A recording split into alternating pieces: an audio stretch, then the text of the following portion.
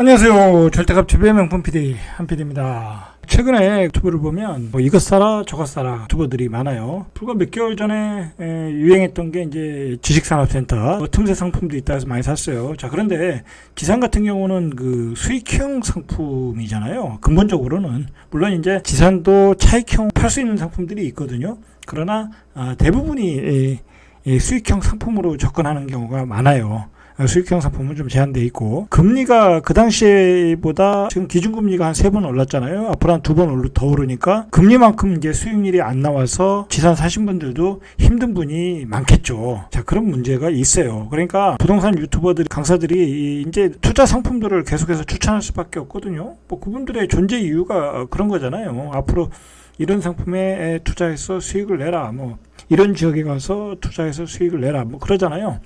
요즘엔 또 최근엔 또 그 오피스텔 원룸 뭐 그런 거에 또 강사들이 나와서 뭐 투자를 또 하는 그런 방송들이 많아요. 뭐 본인은 이제 다 사놓고서 이제 이야기를 하는 거겠죠. 본인도 다 샀다고 얘기를 했고, 우리가 한번 생각을 해봐야 돼요. 이제 지금 뭐 오피스텔 사가지고 뭐 이 사이클상 고점에서 뭔 의미가 있겠어? 돈을 가지고 기다리는 게 좋지 뭐 여기저기 지금 오피스텔 살 때는 아니잖아요. 그렇지 않습니까? 자, 그러니까 이게 이제 문제가 뭐냐면, 이제 그동안 이제 그 자산 시장에 거품이 생기면서 투자 시장이 커지면서 수익을 못 낸 그 불인이들이 많거든요. 자, 그 불인이들이 이제 뒤늦게 뛰어들면서 어떤 소액 뭐 2천, 3천, 5천 뭐 그 정도 가지고 이제 시장에 뛰어들면서 유행하는 게 뭐 풀피 투자, 모피 투자, 뭐 오피스텔 투자, 뭐 그런 거예요. 이게 제가 이제 방송을 하는 것은 뭐냐면 시장의 환경을 조금 이해해야 된다는 거예요. 제가 꾸준하게 방송을 해드리는 이유가 앞으로 시장이 폭락을 한다, 어떤 폭락론을 주장하는 게 아니라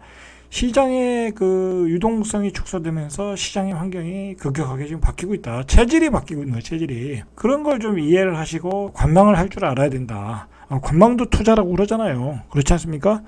부동산 유튜버들이나 부동산 강사들이 막 계속해서 상품을 그 사람들은 내놓을 수밖에 없는 걸 가지고 그것 가지고 여기저기 막 지금 투자를 할 때는 아니다라는 거 아니다. 지금은 쉽게 얘기해서 현금을 들고 있다가 낙폭이 크게 나오면 실수요자면 사면 되지 않겠습니까? 내 집 마련을. 그리고 또 미분양이 나오면 청약을 하라고 제가 그 얘기를 하잖아요. 자, 그런 식으로 해야 된다라는 거예요. 그래서 제가 이제 계속 꾸준하게 여러분들에게 알려주고 싶은 게 뭐냐면, 지금 시장은 굉장히 어렵다라고 얘기를 하는 거예요. 자, 그 어려운 금융시장 환경을 이야기를 해주고 있다. 지금 그동안 많이 불렸던 그 돈들을 미국에서 6월달부터 지금 회수하겠다고 그러잖아요. 9월달까지 10조 달러인가? 그렇게 회수를 하겠다고 그러잖아요. 그 회수하는 폭이 굉장히 커요. 지금 아마 9월달 정도 되면 이 시중에 돈이 마를 가능성도 있어요. 금리는 올라가고, 우리나라 금리도 미국 금리를 쫓아야 되기 때문에 금리를 급격하게 올릴 수밖에 없어요. 매달 올릴 수밖에 없어요. 지금 2달 만에 한 번씩 하는 금융통화위원회에서 기준금리를 계속 올려서 연말 기준금리를 2.75로 예상을 한다고 그래요. 그러면은 주담보금리가 거의 8%까지 될 수 있다라는 거예요. 자, 우리가 이제 금리를 올릴 수밖에 없는 거는 지금 경유가 45%, 지금 뭐 거의 2배 올랐잖아요. 그리고 먹는 음식들이 20%에서 30%가 올랐어요. 배추가 24% 올랐고, 식용유도 한 34% 올랐고, 밀가루도 한 35% 올랐고. 자, 그래서 지난달에 뭐 물가 오름세가 5%대래요. 근데 우리가 먹는 식품의 물가 상승률은 6.7%인가 그래요. 그러니까 지금 토탈로 6월 달에는 6%가 나올 수 있다라고 예상을 하고 있다라는 거예요. 이 6%는 우리가 이 21세기에 못 봤던, 우리 경우에 못 봤던 물가 공포라는. 자, 여러분, 지금 아주 이중고에 우리는 시달리고 있어요. 금리가 인상은 대출 받아서 집을 많이 사셨잖아요. 그죠? 원리금을 또 원리금이 한 2배로 늘어날 거란 말이에요, 지금. 저도 상가를 가지고 있지만 지금 이자가 급격하게 늘고 있어요. 참 부담스러울 정도로 늘고 있다.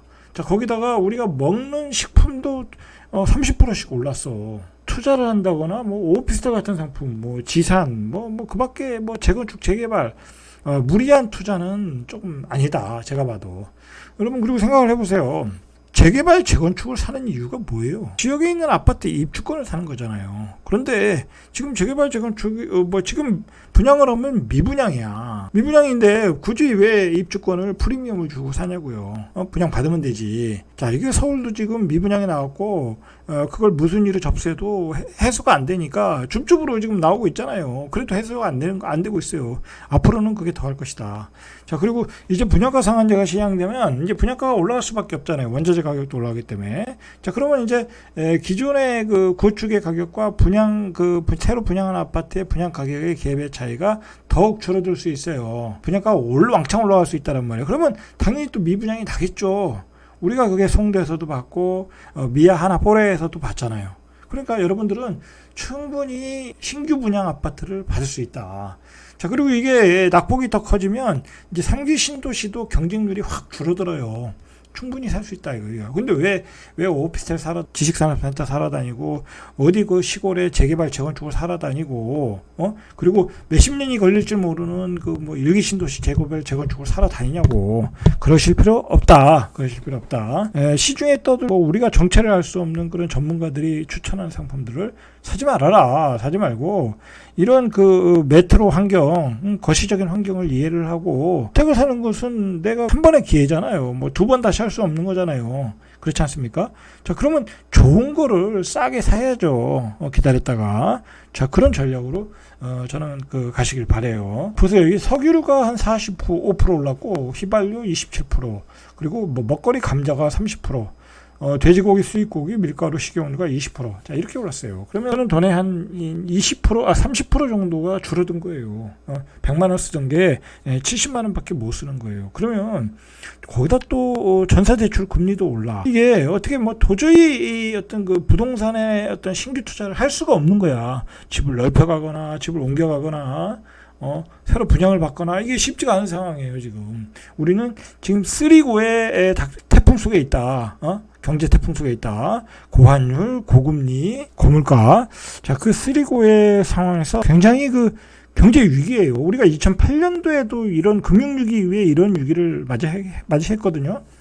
자, 요런 환경을 우리가 이해를 해야 돼요. 이게 우리가 문제가 뭐냐면 이제 유동성을 급격하게 축소하다 보면 미국에서 어떤 금융위기가 또 올 줄 몰라요. 어떤 위기가 알 수 없는 그 블랙스완도 우리가 대비를 해야 된다. 그러니까 무리하게 투자하시는 분들은 투자를 멈추셔야 돼. 제가 보기에는 멈추셔라. 앞으로 좋은 기회가 오는데 뭐 미분양이 나는데 왜 투자를 하고 있냐고. 그러실 필요 없다라는 거예요. 그리고 내 집 마련하신 분들은 그냥 청약으로 가셔라. 여기저기 뭐 갭 투자하지 마시고 좋은 거 분양 나오면 사셔라. 자, 지금 이제 6% 시대가 나올 거라고요. 지금 원자재 값이 급격하게 오르면서 우리 물가가 이제 6% 다음 달에 그러니까 지금 6월 달이죠. 6월 달 말에 6% 상승 가능성도 있다고 그래요. 그러니까 지금 한국은행에서 이 물가를 못 잡으면 정말 난리가 나고 이게 여러 가지 그 사회적인 문제가 일어나요. 뭐 유류값이 올라간거나 뭐 식품값이 올라가면 못 사는 사람은 정말 생존에 문제가 있기 때문에 엄청난 그 파장이 와요. 그러니까 지금 한국은행에서도 비상이 걸렸어요. 자, 2.75 2008년 7월 이후에 어떤 최대폭 상승. 자, 우리가 요거를 가볍게 생각하시면 안 돼요. 가볍게 생각하시면 안 된다. 지금 당장 내 통장에서 빠져나가고 있는 대출 원리금만 체크해 보시라니까요. 불과 6개월 전보다 얼마나 빠져나가고 있나. 좀 우려되는 게 아까 전반부에서 얘기했지만 오피스텔 투자. 요즘 뭐 피 투자, 뭐 풀피 투자 해가지고 이렇게 투자해서 예를 들어서 오피스텔 뭐 전세 끼고 샀는데 몇십 채씩 샀다고 또 자랑하시는 분들이 있더라고요. 유튜브에 나와서. 자, 그러면 그 사람은 예를 들어서 뭐 한 2억씩 줬으면 50채면은 100억이잖아요. 근데 거기서 순자산이 얼마나 되겠냐고. 그죠? 그러면 예를 들어서 전세 빼주려고 하면 그게 안 나가면 어떡하냐고.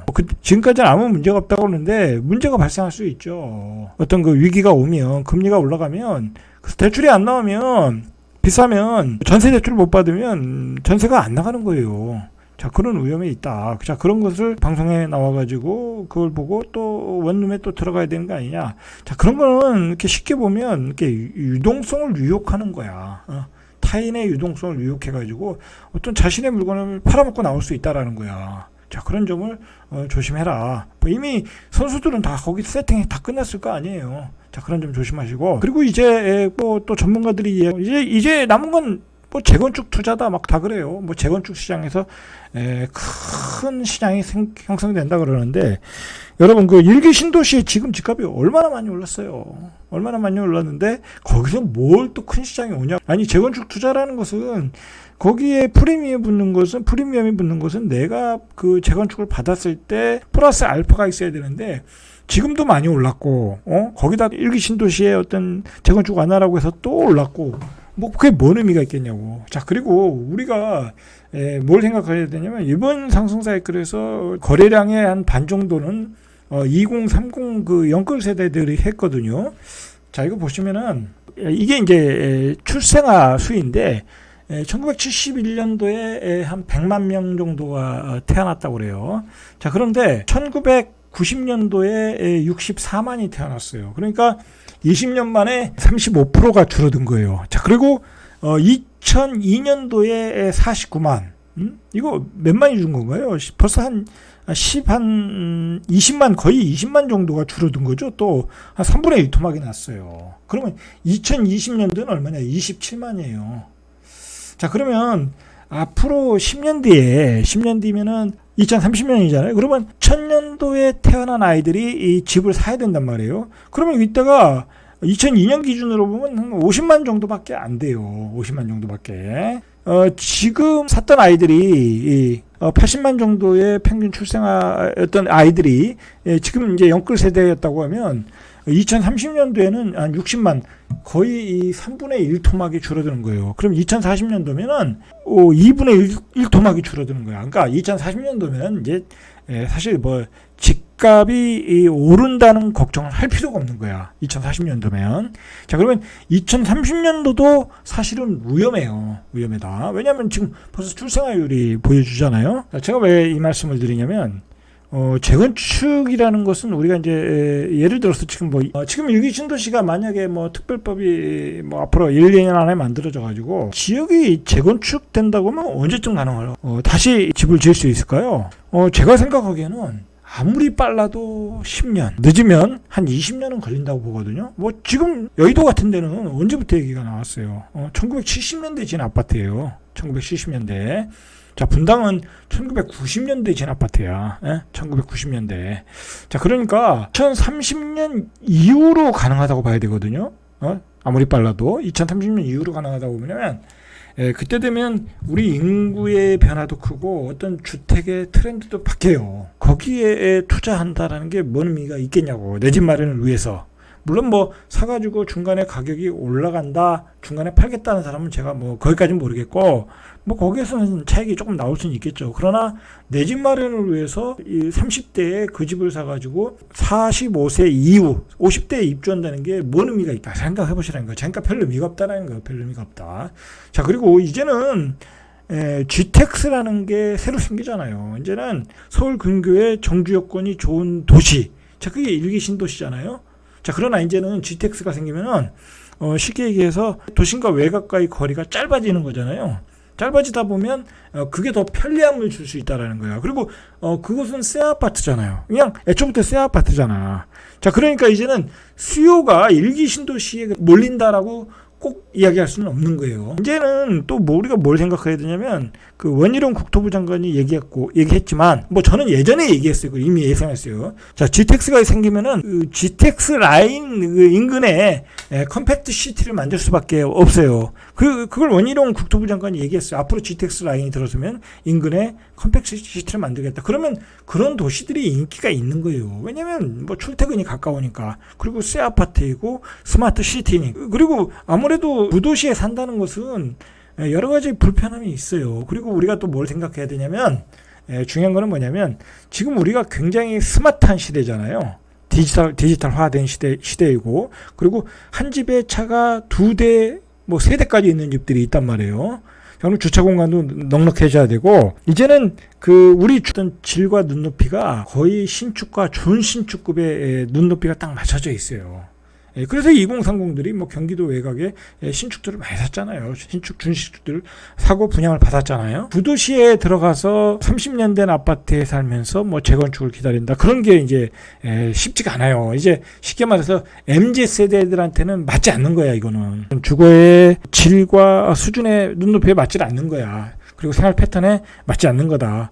그리고 이제 GTX 기준으로 새로운 신도시들이 또 많이 들어서고 새로운 택지지구가 많이 들어서기 때문에 수많은 공급들이 이루어진단 말이에요. 자, 그렇기 때문에 쉽지 않다. 뭐랄까요, 뭐 새로운 대안이 없다. 이런 일기 신도시에밖에 대안이 없다. 자, 그러면 일기 신도시의 어떤 대안이 좋을 수가 있어요. 좋을 수가 있다. 강남 같은 데는 워낙 최고급지다 보니까 강남의 재건축 불패지만 일기 신도시는 꼭 그렇지는 않다라는 거예요. 다른 대안들이 많다. 그 GTX 라인에 있는 주택들도 그렇고. 그리고 중요한 거는 가격적인 경쟁력도 그렇게 쉽지 않다라는 거야. 다른 아파트, 다른 그 3기 신도시 GTX 라인에 들어선 아파트들과 비교해보면, 예를 들어서 재건축이 된다고 하면 또 가격이 또 올라가잖아요. 올라가면 그 가격과 또 비교해보면, 또 내가 거기 들어가서 뭐 20년, 30년, 20년 살다가 그 불편함을 감수하고 들어갈 수 만큼 그런 또 메리트도 떨어진다라는 거죠. 자, 그런 점을 좀 우리가 이해를 할 필요가 있어요. 자, 정리하자면 물가 폭등이 심상치 않다. 지금 이제 5%를 넘어서 6%대로 가고, 우리의 그 월급은 똑같은데 우리가 지출하는 그 돈들은 더 많아졌다. 그러니까 뭐 여력이 없어요. 지금 여력이 없다. 자, 그러니까 이렇게 되니까 전세 대출을 무리하게 받아서 어떤 전세금을 올려주고 살 수도 없는 상황이야. 자, 그러다 보니까 외곽으로 나가고 빌라로 나가고 그런 현상이 뚜렷하게 나타나고 있다라는 거예요.